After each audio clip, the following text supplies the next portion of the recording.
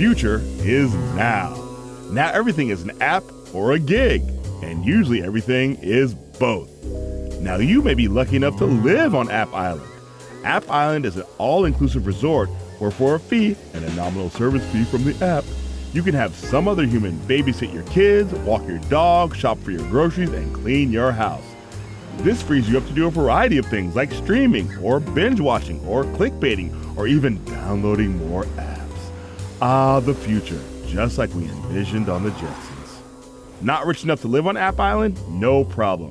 You're lucky too. You get to be a part of the thriving gig economy, where everyone is free to be their own shitty boss.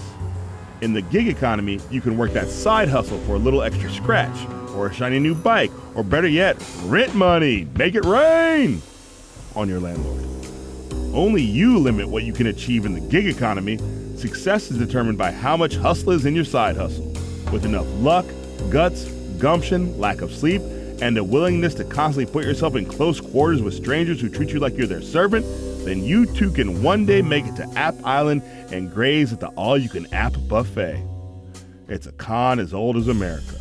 We've always been selling the freedom of gigs over well-paid work. It started with slavery. You don't want a job, you want free room and board. Then sharecropping. You don't want a job, you want to rent the things you need for the job I need you to do.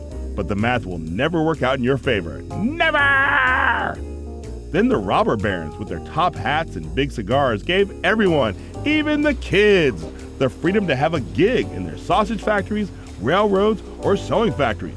They got to work 12 hours a day, 7 days a week, with catchy slogans like, "Who needs a bathroom break? Not you!" So stop me if you've heard this before. Super rich people maximizing profits and then creating a narrative about why it's okay to maximize their profits.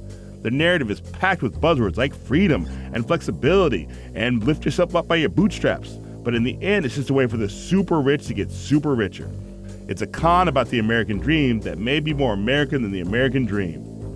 Still, future historians will look back and wonder, why did we think it was different this time with the gig economy? How did we let that WeWork guy convince us he invented office space?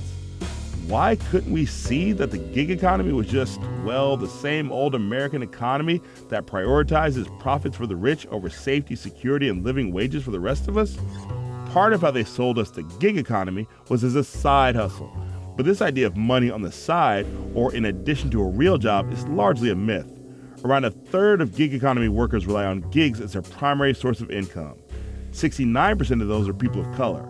Many gig workers need multiple gigs just to make ends meet each month.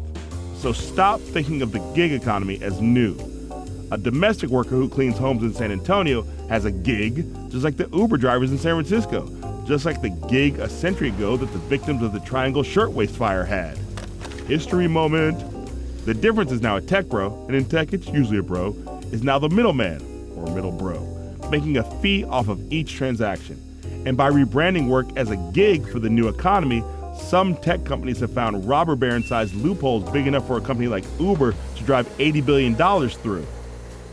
The exploitation of the previous gig economies were only stopped when the people decided to rise up and fight. That's how we got child labor laws, and the 40-hour work week, even weekends, and bathroom breaks. Delicious bathroom breaks. The good news is that we've organized and won before. The bad news is we got to do it again. That's why I'm teaming up with app-based workers and domestic workers to show that work is work, a fair wage is a fair wage, and I got to go to the bathroom. Boss, can I get a break?